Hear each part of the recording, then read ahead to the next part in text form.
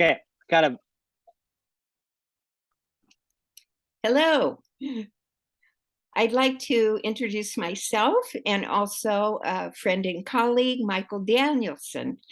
I'm Tessa Jolls. I'm president of the Center for Media Literacy, and I recently authored a report for a Fulbright-NATO Security Studies Award.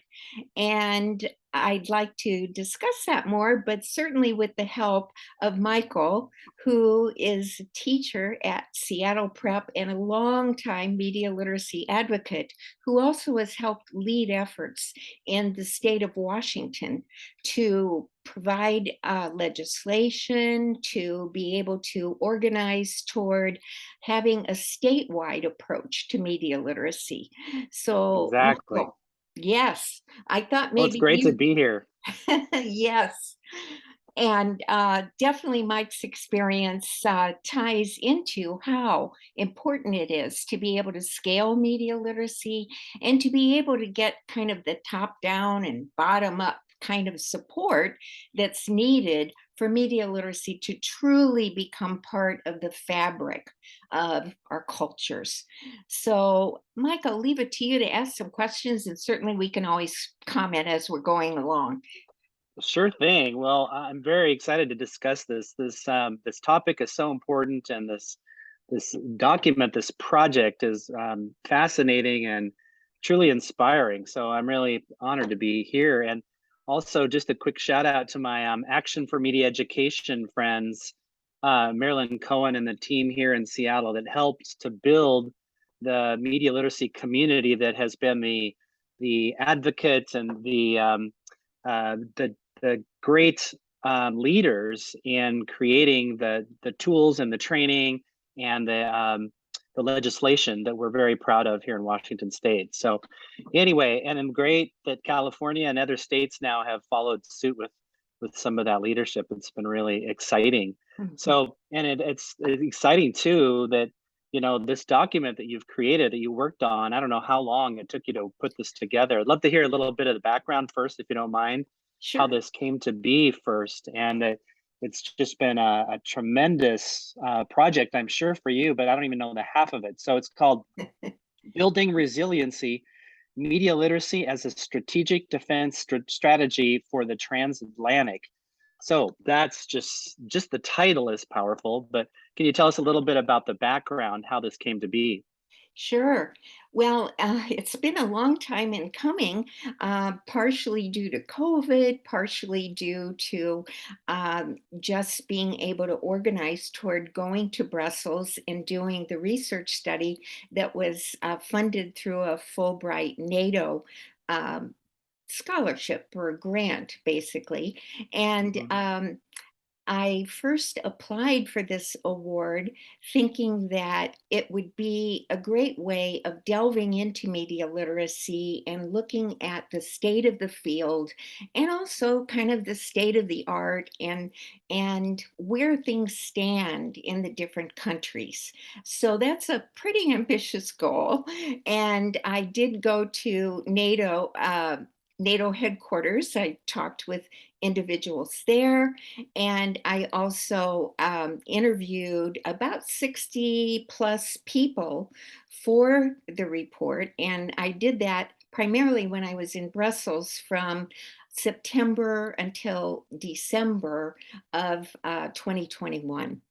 So it was a good 5 months of research. And then when I came back to the United States, I spent another 6 months basically writing the report, doing more research. And I also did a survey of researchers and practitioners in the field to find out who they turn to for support, in terms of conferences or different kinds of seminars, different journals. And so I wanted to get a pretty good picture of where things stand.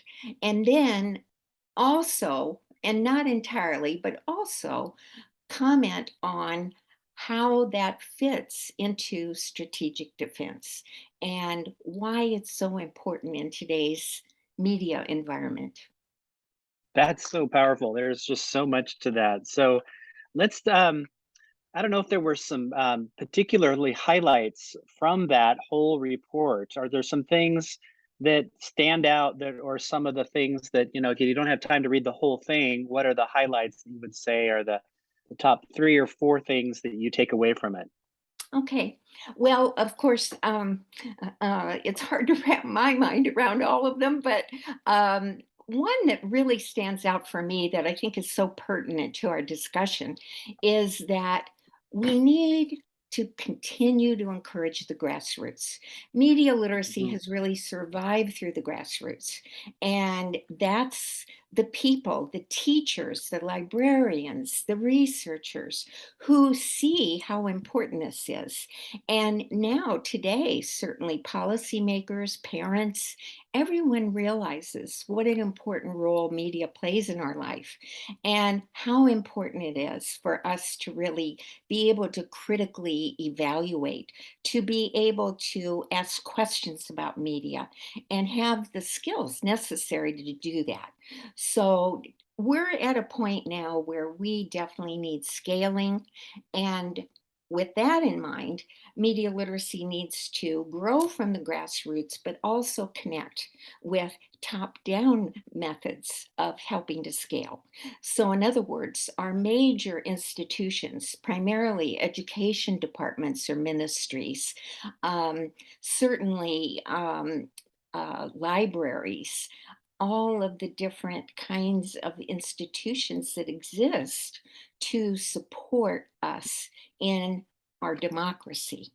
And one of the things that I think is so important to note is how essential media literacy is for the maintenance of democracy, because media Mhm. literacy doesn't tell people how to think or what to think. It's more about a process of inquiry, asking questions. And so, in order to know how to conduct a process like that, people need education. And that's Mhm. really the role that we see media literacy playing. So we That's great. definitely, yeah, yeah, and we need that top down as well as bottom up approach.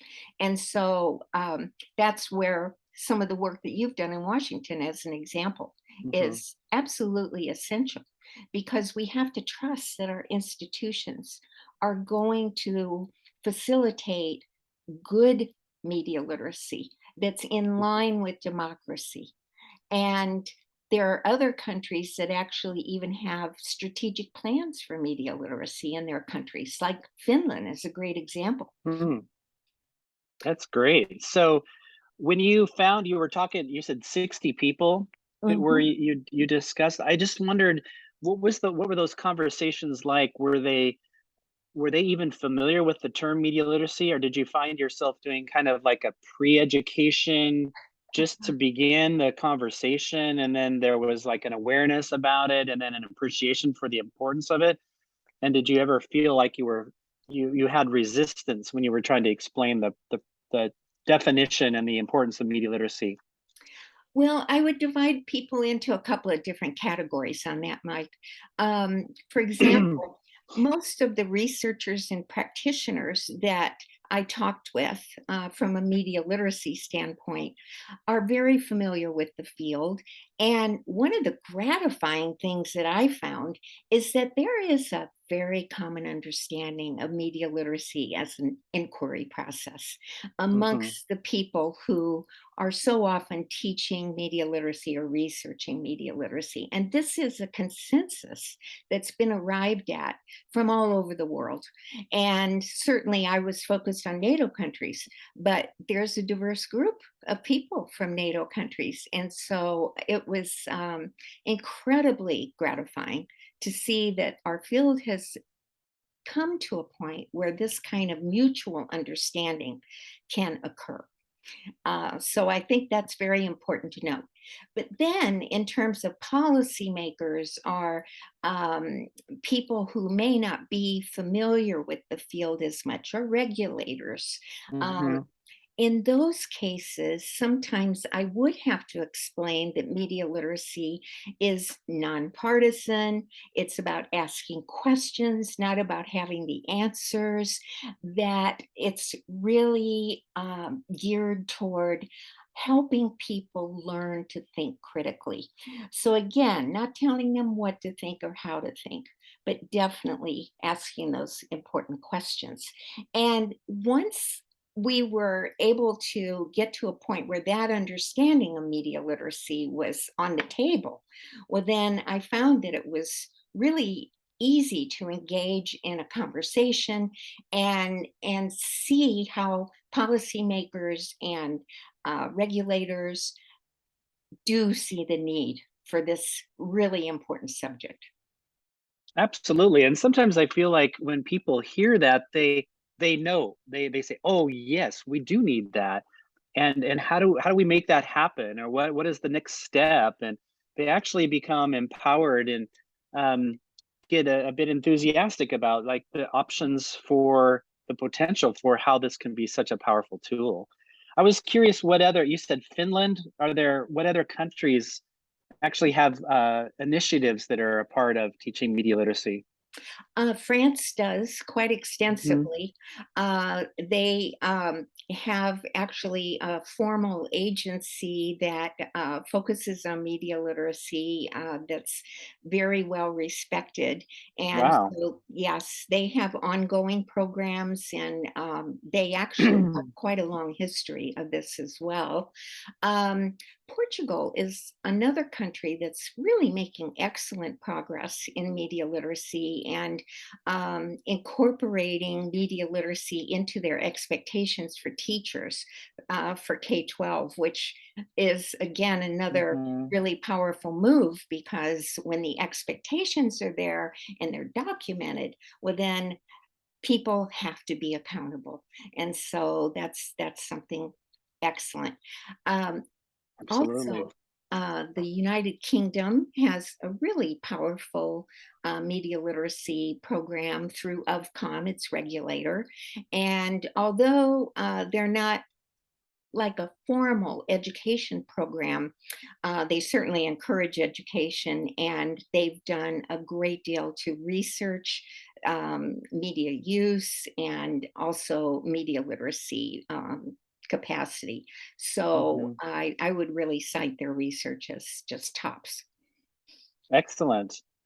Um, so right now, I guess, what are some next stages? So I think about the media literacy community, the media literacy field in our country or in the world. What can we do next? What are some things we can do with this report and this knowledge and all these interviews? Mhm.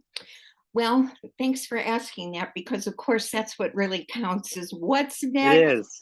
Right. And how can we use this information?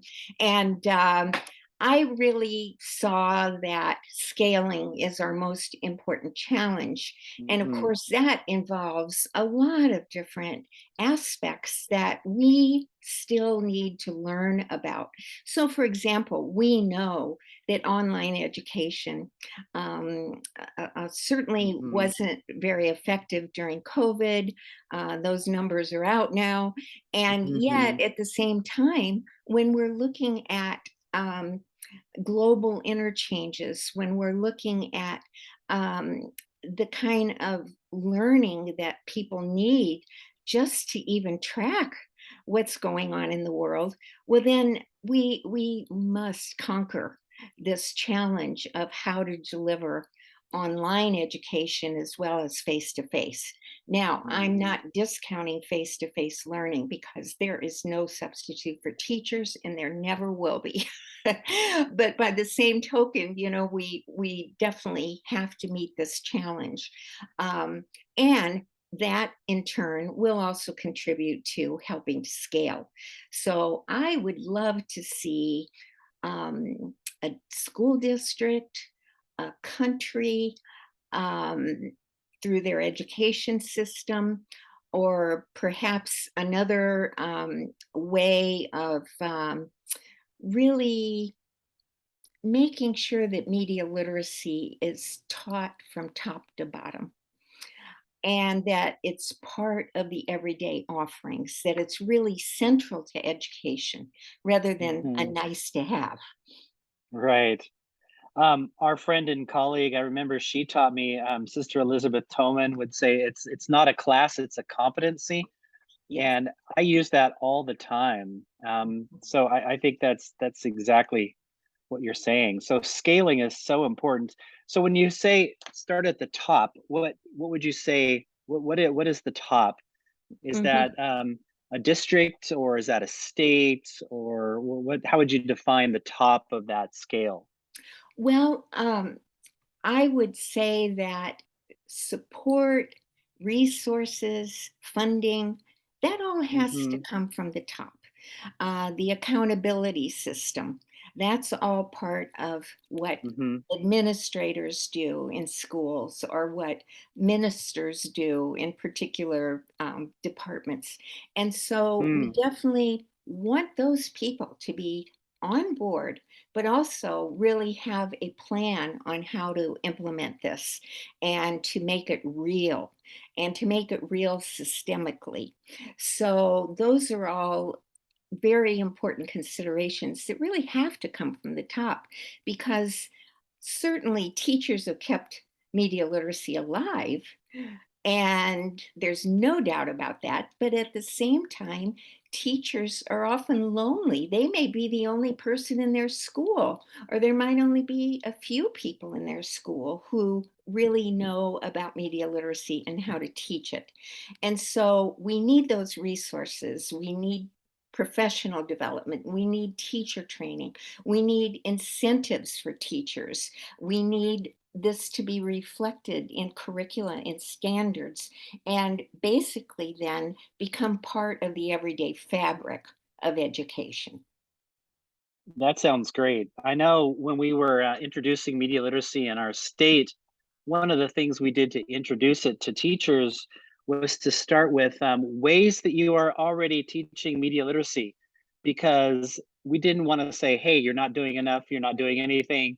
Um, what we wanted to do is say, hey, guess what? You're already doing this.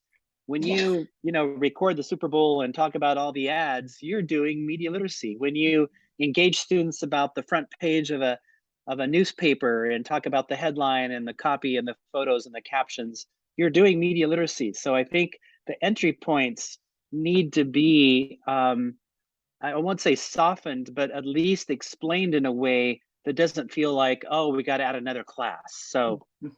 excellent point. Mhm. So what are some other ways that we can support this, or the media literacy community can support some of your projects? Well, certainly there is a lot of activity now going on. I would say globally, but certainly Hmm. in the NATO countries, there's a lot of activity because as propaganda, particularly, has shown itself to be of real concern in a situation like the war in Ukraine, well, then definitely we have to prepare citizens. And certainly, one of our goals in media literacy has always been to help citizens understand the role of media in a democracy. And so, from that perspective, media literacy takes on an urgency that Hmm. I don't think has been recognized as much in the past. So definitely our governments, our institutions of learning, our our military, all of these institutions which serve us and really are working toward sustaining democracy and strengthening it. I Hmm. think that these organizations need to really support the teaching of media literacy. And that can happen not only in schools, it can happen in museums, in libraries, it can happen Hmm. in corporate training programs, even. And so I think that there are many vehicles for really spreading the message. I would actually love to see media companies teaching media literacy Mm. through media. Wow. you know. Well, they're very good at persuasion, so I think they might just have an angle on that. So that's that's a great idea. Yeah, So, yeah. well, good. Well, what are some other things that you kind of hope people take away from this as some either next steps or maybe some next questions to ask in this process? Well, I think definitely we all need to recognize that democratic processes are slow and they're often Hmm. contentious with all kinds of different opinions. And media literacy actually encourages that, because we're teaching people to think about how they're engaging with the media itself and, almost by extension, with each other and with institutions. And so we have to be really prepared for these questions and be willing to engage in dialogue. And I think the word dialogue here is very important. It's not just a one way communication, it really encourages a dialogue and hopefully better understanding of very disparate points of view. Absolutely, and with we're knocking on a midterm election coming up, so the the there's a heightened sense of messaging and confusion and really disinformation and misinformation. So there's teachable moments are all around us right now, and I sure as a teacher Mm, love being able to teach the news. What happened last night, was it a debate or a story or some other thing that dropped? But I love the phrase at the beginning of our interview where you said media literacy is essential to the maintaining of democracy. That's both sobering and challenging. It's like, wow, what direction can we go? And can we save this democracy? Can we move forward in this? Because I think people get discouraged, right? They get mhm, overwhelmed and then they want to tune it all out. So what do you say to people that just like, oh, I don't have the energy to do this anymore. How do I move on? mhm. Your message is one um, of great importance. So how do you encourage people to step back into the conversation in a Mm, way that they're not overwhelmed? exactly. Well, I think a big part of it is that people must trust themselves and Hmm. acknowledge what their values are. Because certainly, as we look at the world and we look at it through media literate eyes, we're going to Hmm. be asking a lot of questions and we won't always have the answers for ourselves immediately. But by the same token, it's like everyday life. We really have to make decisions. We have to move along, and so in a sense it's the same. We try to encourage habits of mind where people ask questions like, who sent this message, Hmm. what's the purpose behind this message, what techniques are being used, how might other people look at it differently, and what are the values and lifestyles and points of view. And let's face it, we are just surrounded by media all the time. And so, inevitably, we're going to focus on the things that are most important to us. And Hmm. that's fine. That there is Yep. nothing wrong with that. And so, what we want to encourage then is people's understanding of what that is, and Hmm. also to be able to discern and to be able to make their own choices in regards to the information in the media that they engage with. Yeah, that's really powerful and an important invitation to guide people in the process of asking those questions and having dialogue. I know one of the Mhm, core concepts of media is all media mean different things to different people, and that can draw people together or it can like tear them apart. So if mhm, we go into it with an open mind and a sense of generosity and a spirit of what explain to me why you saw this in this way. I think we can grow and move forward and have a more optimistic view as opposed to a contentious view. So Amen.